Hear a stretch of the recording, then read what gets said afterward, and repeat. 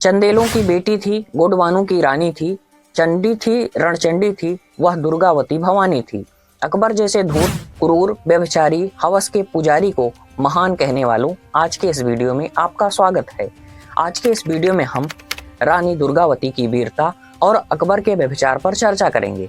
आज का वीडियो इस तौर पर खास है कि एक तरफ एक व्यक्ति है जिसे इतिहास में महान कहा गया है और वहीं दूसरी तरफ रानी को गायब कर दिया गया है।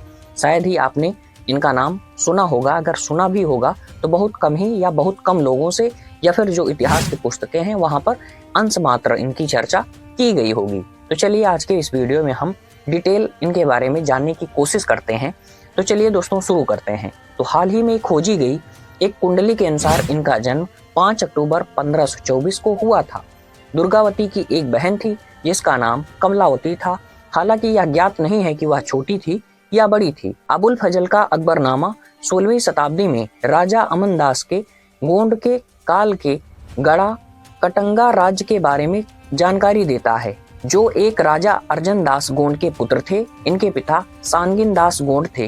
राजा सानगिन दास गोंड के अधीन गढ़ कटंगा में एक विशाल पैदल सेना और 500 घुड़सवार सैनिक थे। इनमें मुख्य रूप से गोंड और राजपूत सैनिक शामिल थे। राजा संगिन दास गोंड के दो सबसे करीबी वफादारों में हमीरपुर का एक कलचुरी राजपूत और परमाल राजपूत शामिल थे, जिन्होंने राज्य को काफी मजबूत बनाने में मदद की थी। राजा अमन दास गोंड ने असाधारण सैन्य सेवा के लिए गुजरात के सुल्तान बहादुर शाह प्रथम से संग्राम शाह की उपाधि धारण की थी।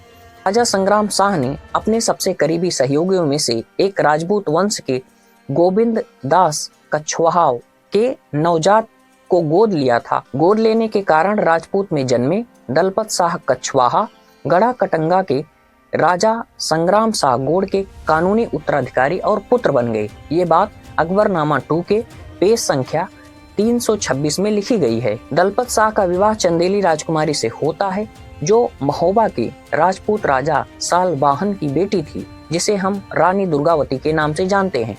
1550 में दलपत शाह की अचानक मृत्यु के बाद दुर्गावती सिंहासन पर बैठी, क्योंकि उनका बेटा वीर नारायण बहुत छोटा था।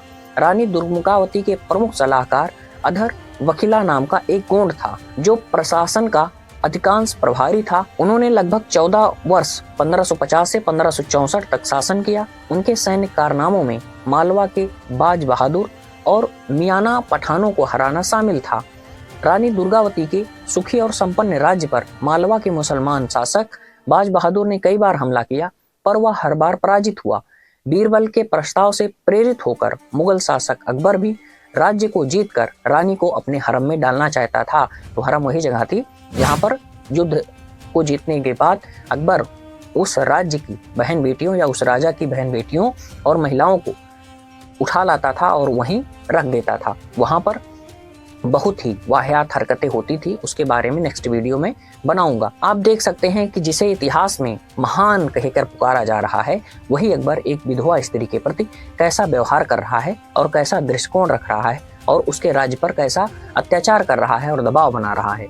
और अभी तो रुको, क्लाइमैक्स अभी बाकी। उसने विवाद प्रारंभ करने हेतु रानी के प्रिय सफेद हाथी सरमन और उनके वजीर आधार सिंह को भेंट के रूप में भेजने को कहा, जिसे रानी ने इस मांग को ठुकरा दिया। 1564 में अकबर ने गोंडवानों को जीतने के लिए असफ खान के नेतृत्व में एक अभियान भेजा। अधर की सलाह पर रानी दुर्गावती ने अपनी सेना एकत्र की। जब असफ को रानी दुर्गावती के प्रगति के बारे में पता चला तो वह दामोह में रुक गया। रानी ने गढ़ा के पूर्व नरही में अपना पड़ाव डाला। रानी दुर्गावती और गोंडों के लिए एक झटका यह था कि मुगल सेना ने उन बीहड़ पर कब्जा कर लिया जो गढ़ा कटंगा के गोंड साम्राज्य में हाथियों के राजपूत फौजदार अर्जन दास के बहादुर प्रतिशोध के बाद नरही तक पहुंचने का रास्ता था।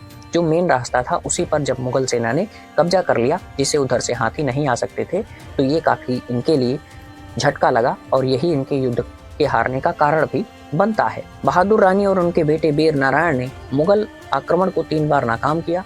तब तक इसमें कई बहादुर गोंड और राजपूत अधिकारी मारे गए थे। गोंड रानी की सेना को काफी नुकसान हुआ और इनकी संख्या 2000 से घटकर केवल 300 रह गई। ये बात लिखी गई है अकबरनामा की पृष्ठ संख्या 329 से 331 तक। अपने अंतिम युद्ध में रानी दुर्गावती के गर्दन पर एक तीर लगा। लेकिन उन्होंने बहादुरी से उसे हटा दिया और लड़ना जारी रखा। लेकिन फिर लास्ट में उनकी आंख पर एक तीर लग जाता है और फिर वो जान जाते हैं कि अब तलवार चलाना काफी मुश्किल हो गया है। शरीर का एक भी अंग शत्रु के हाथ न लगे, रानी ने कहा यही उनकी अंतिम इच्छा है। उन्होंने अपने विश्वास पास अधर को समय आने पर खंजर से अपना जीवन समाप्त करने का आह्वान किया। कुछ अभिलेखों के अनुसार बहादुर रानी की इच्छा सुनकर अधर झिझके, लेकिन वह नहीं हिचकिचाई। रानी दुर्गावती ने मुगलों के हाथों अपने अपमान के बजाय मौत को चुना और खुद ही चाकू मार लिया। दोस्तों, जैसा कि आप जान ही रहे हैं कि जब स्त्रियों को ये लोग गुलाम बना के ले जाते हैं, उसके बाद बहुत सी स्त्रियों को गुलाम बनाया गया और बहुत स्त्रियों ने जौहर कर लिया और जो धन संपदा थी उसको बहुत ज़्यादा लूटा गया। काफ़ी ज़्यादा सोना संपत्ति थी, वो सब लूट के मुगल दरबार में रख दिया गया। तो वही बात है कि जब ये लोग क्या करते थे कि जब जीत लेते थे तब उनकी स्त्रियों को बंदी बनाकर, गुलाम बनाकर वही अपने हरम में रखते थे और वहां पर एक तरीके से नंगा नाच ही होता था। वही बात इन्होंने कही कि मैं अपना शरीर त्याग सकती हूँ, लेकिन अपना जीवित शरीर उनके हाथ नहीं लगने दूंगी, और उन्होंने आत्महत्या कर ली। और इस तरीके से बहादुर रानी की इस कहानी का यहीं पर अंत होता है और यह तारीख 24 जून 1564 बताई जाती है। दोस्तों, आशा करता हूँ यह जानकारी आपको काफ़ी रोचक लगी होगी। तो अगर आपको कहानी रोचक लगी है, वीडियो इन्फॉर्मेटिव लगा है, तो अधिक से अधिक लोगों तक जरूर शेयर करें। हम मिलते हैं किसी नेक्स्ट वीडियो में। आप सभी लोगों का बहुत बहुत आभार, धन्यवाद दोस्तों, नमस्कार।